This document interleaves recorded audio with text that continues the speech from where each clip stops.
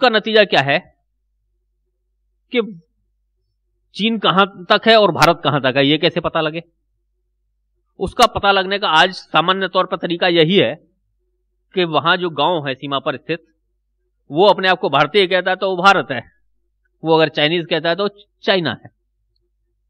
तो वहां उस सीमा पर रहने वाले, ये इस सीमा पर रहने वाले अपने लद्दाख के निवासी भाई बहन, भारतीय नागरिक, ये भारत तब तक है जब तक कि ये लोग अपने आप को वहां पर भारत बनकर डटे हुए हैं। जिस दिन वो अपना गांव पीछे ले आते हैं किसी भी कारण से, अगर वो 10 किलोमीटर पीछे हटते हैं तो भारत 10 किलोमीटर पीछे हटता है। और इसलिए ये सीमा जो मनुष्य बनाता है, जो वहां के गांव बनाते हैं, वो हमारे लिए एक बहुत महत्वपूर्ण चीज है। लद्दाख की चर्चा करते समय हमें ये समझना होगा कि उन लोगों के लिए, जैसा मैंने बताया, इसमें मैंने चर्चा की है, कोई प्राथमिक सुविधा ये मौजूद नहीं है। वहां प्राथमिक स्कूल में जाने वाले सीमा वाले गांवों में 10-10, 12-12 किलोमीटर दूर प्राइमरी स्कूल है, 30, 40, 50 किलोमीटर दूर प्राइमरी हेल्थ सेंटर हो सकता है। पीने के पानी की व्यवस्था नहीं है। सड़कें तो कई गांव ऐसे हैं जहां पर जाने के लिए आपको 200-250 किलोमीटर भी कच्चे में चलना पड़ सकता है। वहां यातायात की व्यवस्था नहीं है, सप्ताह में एक बार बस आती जाती है। बाजार की कोई व्यवस्था नहीं है। शिक्षा के बड़े केंद्र नहीं है। जिस लद्दाख का हिस्सा मैं बता रहा हूं, 59,000 वर्ग किलोमीटर का क्षेत्रफल है, वहां पूरे 59,000 वर्ग किलोमीटर के क्षेत्रफल में एक डिग्री कॉलेज है जिसमें केवल बीए की क्लास चलती है। और ऐसी परिस्थितियों में वहां के लोग रह रहे हैं। तो जम्मू कश्मीर की बात जब हम करते हैं तो जम्मू कश्मीर माने यहां से जाना जम्मू में कोई मंदिर 2-4, और उसके बाद वैष्णो देवी, और उससे ज्यादा थोड़ा आगे जाना है तो श्रीनगर, गुलमर्ग और पहलगांव। ये जम्मू कश्मीर नहीं है। जम्मू कश्मीर में जम्मू के वो हिस्से भी हैं जिनकी आमतौर पर हम चर्चा नहीं करते। कश्मीर में भी वो हिस्से हैं जिनकी हम चर्चा नहीं करते। श्रीनगर घाटी, झेलम घाटी की एक बात होती है, लेकिन किशनगंगा घाटी का शायद हम में से अधिकांश लोगों ने नाम भी नहीं सुना होगा। लोलाब घाटी जो वहां बनाती है, गुरेज घाटी जो वहां पर कश्मीर का हिस्सा है, उन घाटियों के नाम तक हम लोगों ने नहीं सुने हैं। तो कश्मीर माने उतना कश्मीर नहीं है, जम्मू माने उतना जम्मू नहीं है। लद्दाख की तो चर्चा ही बहुत कम होती है, इसलिए उसकी बात करना तो सीमा से भी अधिक होगा। तो जब लेकिन यहां बैठा समूह, जो बुद्धिजीवी समाज है, जो देश के विषयों में रुचि रखता है और देश के फैसले लेने में भूमिका भी निभाता है, उसको जब ये विचार करना है जम्मू कश्मीर के प्रश्न के बारे में, और जब उस प्रश्न का हल ढूंढना है, तो जम्मू कश्मीर, लद्दाख और साथ में पीओजेके जिसको कहते हैं, पीओके नहीं, पीओजेके, पाक ऑक्युपाइड जम्मू कश्मीर, पाक अधिक्रांत जम्मू कश्मीर जिसको हम कहते हैं, उस पूरे हिस्से का विचार करते हुए हमें जम्मू कश्मीर के प्रश्न पर विचार करना है, और इसलिए इसको जानना जरूरी है।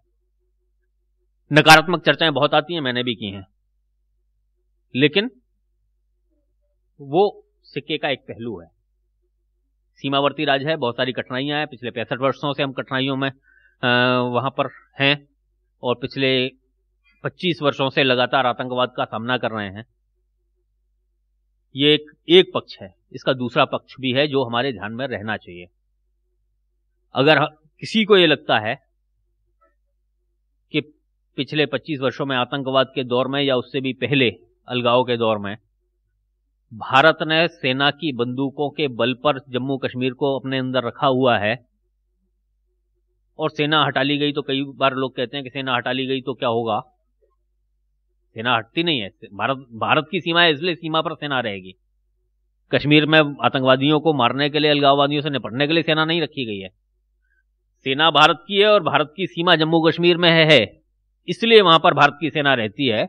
भारत के बाहरी शत्रुओं से निपटने के लिए सेना है। सीमा, सबसे बड़ी सीमा क्षेत्र हमारा जम्मू कश्मीर में है, इसलिए वहां सेना रहेगी और हमेशा रहेगी। शांति होगी तो भी रहेगी। इसलिए प्रश्न सेना का नहीं है। प्रश्न यह है कि किसी भी समाज को अगर बंदूकों के दम पर रोका जा सकता होता तो बहुत अच्छा होता, लेकिन अगर ऐसा हो सकता तो पाकिस्तान को बांग्लादेश को खोना नहीं पड़ता। उसने तो बंदूकें नहीं, टैंक चलाए थे बांग्लादेश के लोगों पर। अगर टैंकों से बांग्लादेश पाकिस्तान के साथ नहीं रह सका, दुनिया के और बहुत सारे देशों का इतिहास हम जानते हैं बंदूकों सेना के दम पर, टैंकों तोपों के दम पर। चीन में टैंकों से लोग कुचल दिए गए थे, लोकतंत्र का आंदोलन खत्म नहीं हुआ है, मरा नहीं है। तो इसलिए पहला स्पष्ट धारणा हमें यह बनानी पड़ेगी कि इन सारी कमियों जिनकी हम खूब चर्चा करते हैं, इसका एक दूसरा उजला पहलू भी है।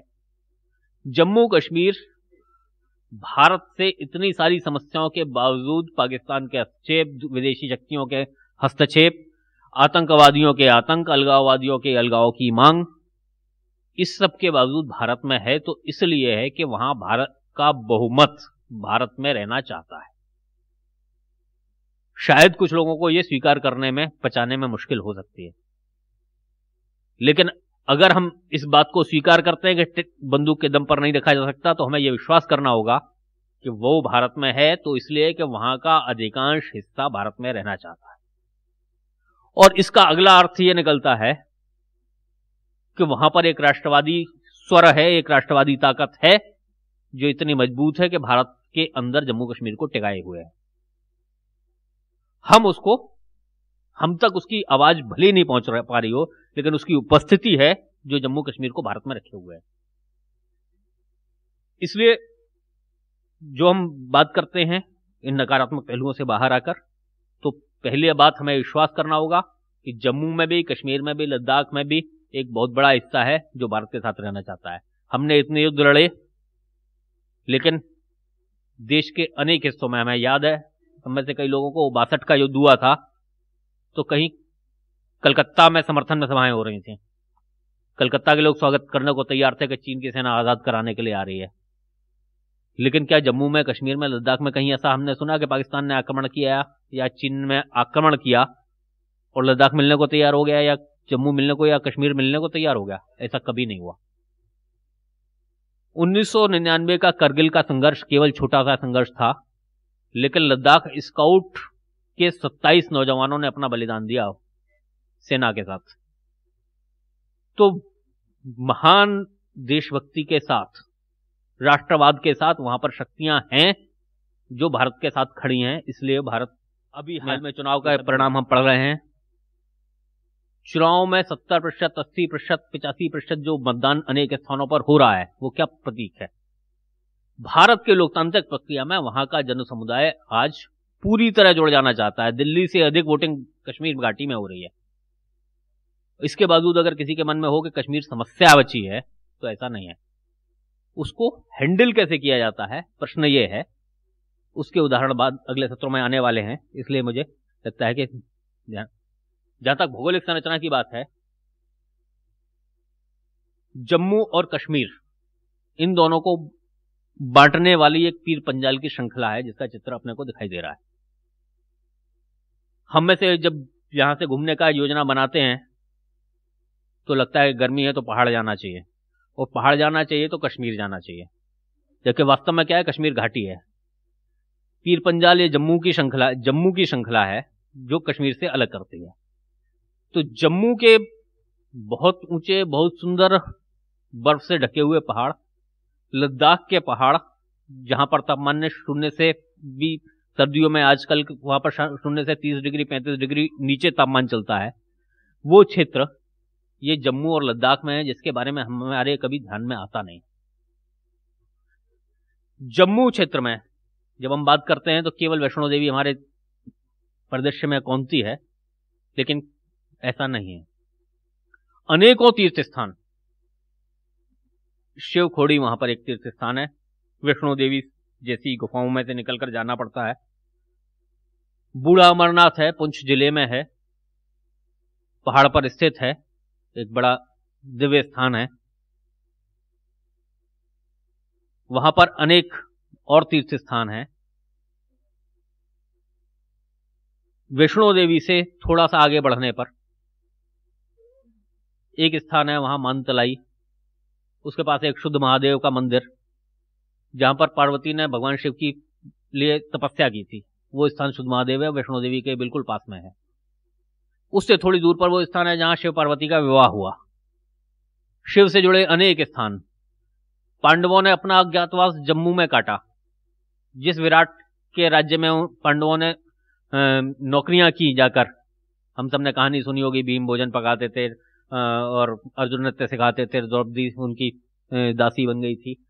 तो जिस जम्मू के क्षेत्र में पांडवों ने पूरा अज्ञातवास काटा है, विराट का महल, वो अखनूर, जम्मू का अखनूर क्षेत्र है।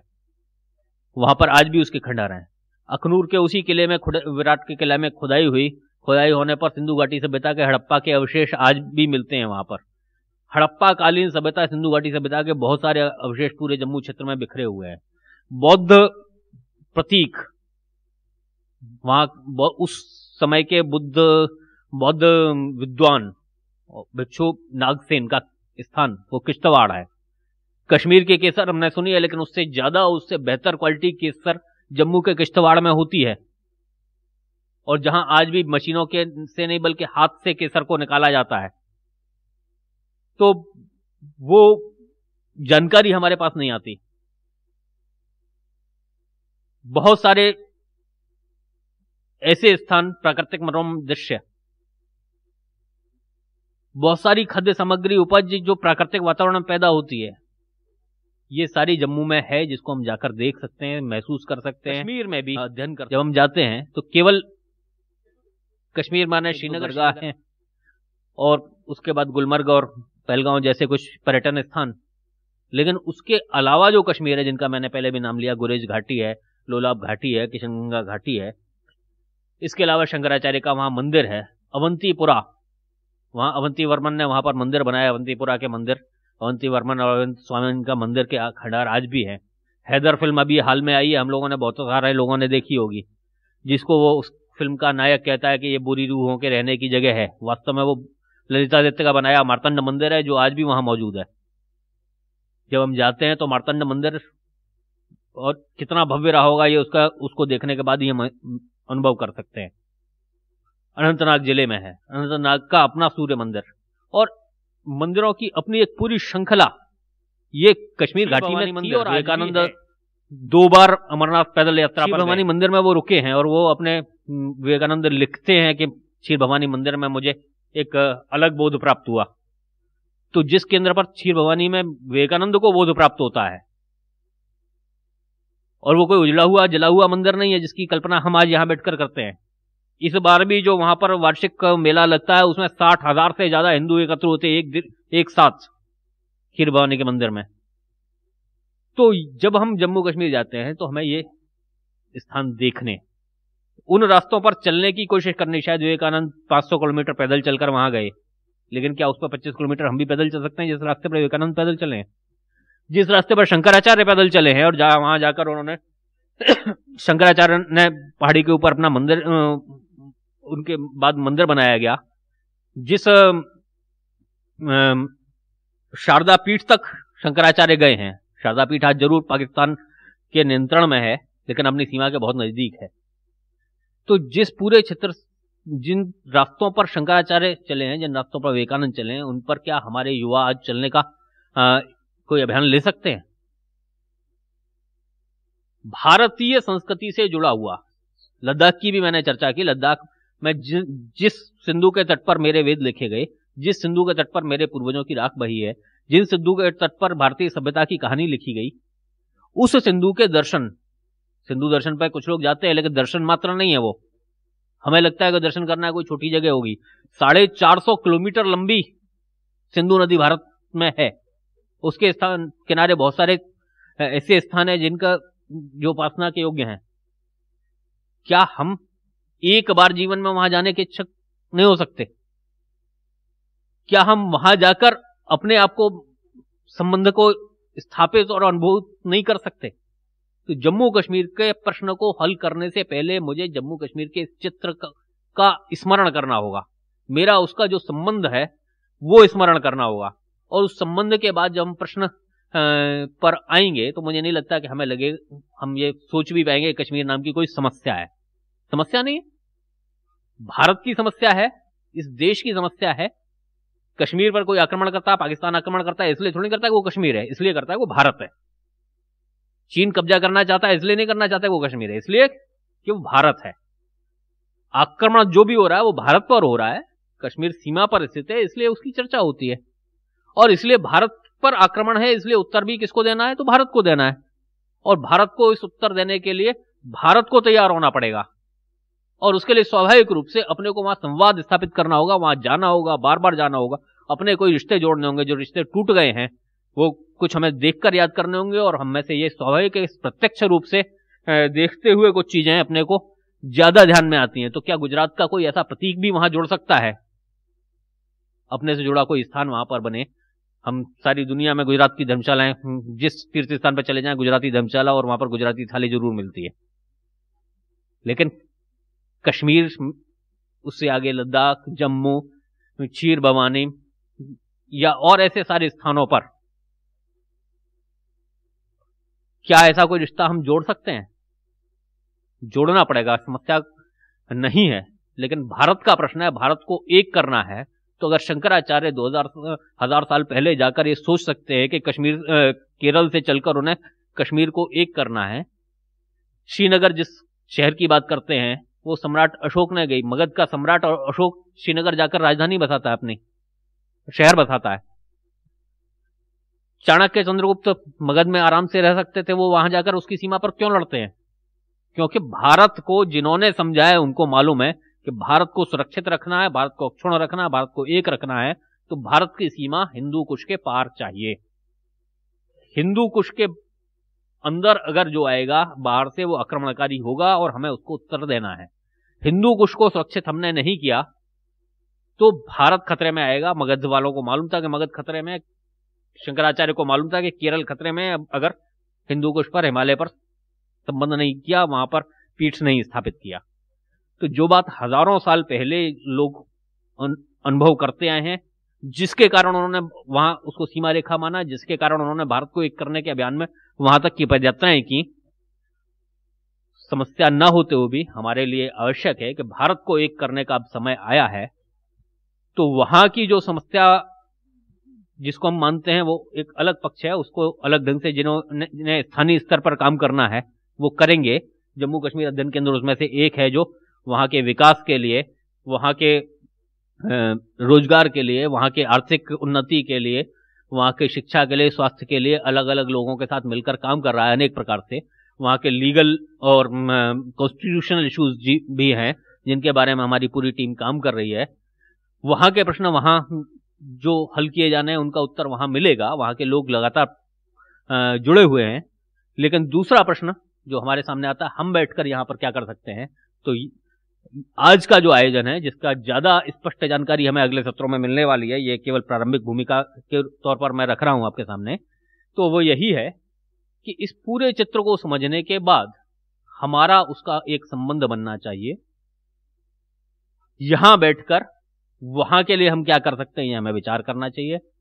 वहां के विकास में, जिसके बारे में मैंने कहा, लद्दाख के वो लोग जो भारत की सीमा तय करते हैं, वो गांव जो ये तय करता है, जो ये कहता है कि मैं भारतीय हूं इसलिए वहां पर भारत है, उस गांव में अगर आज जिस गांव की मैं बात कर रहा हूं उस गांव में स्कूल नहीं है, उस गांव में प्राइमरी हेल्थ सेंटर नहीं है, उस गांव में वेटरनरी डॉक्टर नहीं मिलता, उस गांव में रोजगार का कोई अवसर नहीं है, उस गांव में खेती भी करते हैं तो चीन पानी नहीं लेने देता, उस गांव में कम्युनिटी की कोई व्यवस्था नहीं है, अगर ये रहेगा तो हम इतने त्याग बलिदान जो पिछले 65 वर्षों से वो कर रहे हैं, हम आज भी और बहुत लंबे समय तक उनसे उम्मीद करते हैं कि वो वहां ये सब त्याग करते रहे और हम यहां आराम करते रहे।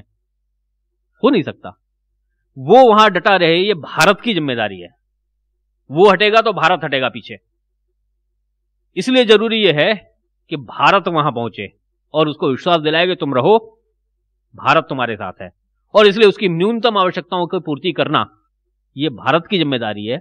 उसके गांव में स्कूल खुले, उसके गांव में हेल्थ सेंटर खुले, उसके गांव में रोजगार के अवसर आए, उसको रोटी के लिए अपना गांव ना छोड़ना पड़े, भारत की सीमा ना छोड़नी पड़े, उसको अपने गांव में कोई तीर्थ स्थान मिले, उसके गांव को देखने के लिए हम साल में, 2 साल में, 3 साल में जा सकें, इसके लिए वहां हमारे लिए भी एक मंदिर चाहिए, उसके लिए हमारे लिए एक धर्मशाला चाहिए जहां ताकि हम जाकर रुकें।